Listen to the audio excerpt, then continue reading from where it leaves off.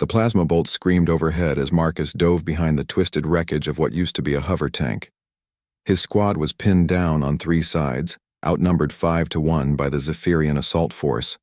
The red sand of Kepler 442b had turned to glass under the intense firefight, creating a hellscape of mirrors that reflected death from every angle. "Sir, we're down to 20% ammunition," Helen shouted over the cacophony, her voice barely audible through the comm static. The young corporal's face was streaked with sweat and alien dust, her rifle's power cell indicator blinking an ominous red. Marcus checked his tactical display. 12 humans left from an original platoon of 40. The Zephyrians had caught them during what should have been a routine supply run to the mining colony. Now they were trapped in a bowl-shaped crater with nowhere to run and precious little time before the enemy's heavy artillery arrived. "Elsa, status report on the northern ridge," Marcus barked into his comm. Staff Sergeant Elsa Chen's voice crackled back steady despite the chaos. "3 wounded, sir. Rodriguez won't make it without immediate evac.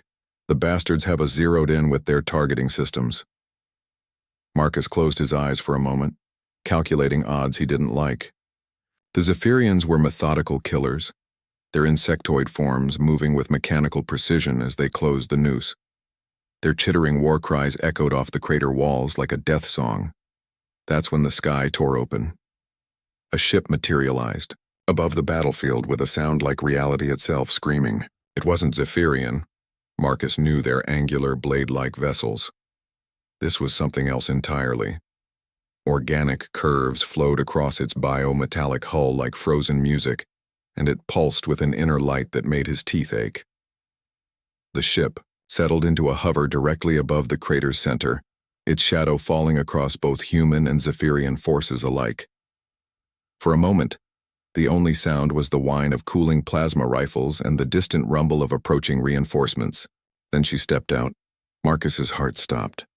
Even through the shimmer of her personal force field, even with her face hidden behind the flowing liquid metal of her battle mask, he knew that silhouette. He'd traced those curves with his fingers, held that form against his chest during the long nights of their brief, impossible marriage. Zarathi, the woman who'd left him 3 years ago with nothing but a note saying their worlds were too different, their peoples too distant. The alien warrior princess who'd stolen his heart and broken it in the same breath. She descended slowly, her bioarmor shifting like living mercury, adapting to threats that existed only in potential. When her boots touched the glassed sand, every weapon on the battlefield swung toward her in perfect synchronization. "Nobody move," Marcus whispered, though his voice carried across the sudden silence with startling clarity. Zarathi's mask retracted, flowing back into her armor like silver water. Her face was exactly as he remembered, angular features that seemed carved from starlight, eyes like twin galaxies, and that mouth that had whispered promises in languages Earth had no words for. She spoke, and her voice resonated with harmonics that made the air itself listen. "I claim right of intervention under the Galactic Accords of Thessia Prime." The lead Zephyrian, a massive warrior whose carapace bore the scars of 100 battles, clicked his mandibles in what Marcus recognized as confusion. "This is not your sector, Netherian. The humans are our prey." Zarathi's laugh was like wind chimes made of razors. "The humans are under my protection, all of them."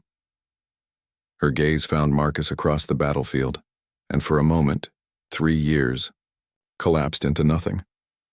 Especially that one.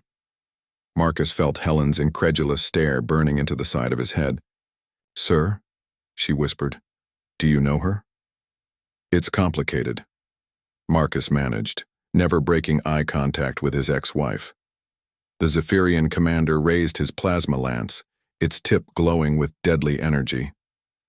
"1 Netherian against 40 Zephyrian warriors. Your protection means nothing here, Starspawn." Zarathi tilted her head, and Marcus recognized the gesture. She used to do the same thing when someone had said something particularly stupid during their cultural exchange meetings. 40? She mused, her bioarmor beginning to shift and expand. That hardly seems fair. What happened next would be talked about in military academies for generations. Zarathi moved like gravity had become optional, her form blurring between solid matter and living energy.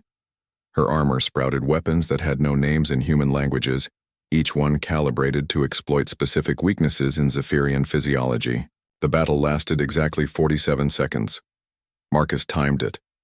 When the last Zephyrian fell, Zarathi stood in the center of the crater, her armor slowly returning to its neutral state. Not a scratch marked her perfect surface, though the sand around her feet had been turned to multicolored glass from the energy discharge. She walked over to Marcus, stepping delicately around the human wounded. Her footsteps made no sound. "Hello, Marcus," she said, as if they'd seen each other yesterday, instead of 3 years ago. "You look terrible." Marcus stood slowly, painfully aware that his entire squad was watching this reunion with fascination and terror in equal measure. "Zarathi, you got my message." "I got all of them." Her expression softened slightly. "I came as soon as I could. 3 years too late for our marriage, but just in time to save my life." He couldn't keep the bitterness from his voice entirely. She reached out, her fingers stopping just short of his face. "I left because I thought staying would get you killed. My people were already calling you a distraction, a weakness. I thought if I left, you'd be safer. And instead, I ended up here, about to die on a rock halfway across the galaxy." "Yes," she said simply. "I was wrong. It took me 3 years to realize that keeping you safe and keeping you happy were different things entirely." Helen cleared her throat pointedly. Sir? Should we be calling for evac now?" Zarathi turned to look at the young soldier, and Helen actually took a step backward. "Your wounded will be treated aboard my ship," Zarathi said. "My medical systems are far more advanced than anything your military possesses." "And after that?" Marcus asked. Zarathi's smile was sad and hopeful at the same time. "After that we talk. About mistakes, about second chances, about whether love is stronger than the distance between stars." Marcus looked around at his surviving squad, at the alien battlefield, at the impossible ship hanging in the alien sky. Then he looked back at his ex-wife, the woman who just single-handedly ended a battle to save his life. "I'd like that," he said quietly. As if on cue, the sound of approaching Zephyrian reinforcements rumbled in the distance. Zarathi's mask flowed back into place. "Later," she said, her voice taking on its harmonic resonance again. "Right now, we have more company coming." Marcus checked his rifle and grinned. For the first time in 3 years, he wasn't afraid of impossible odds. After all, he had his ex-wife watching his back.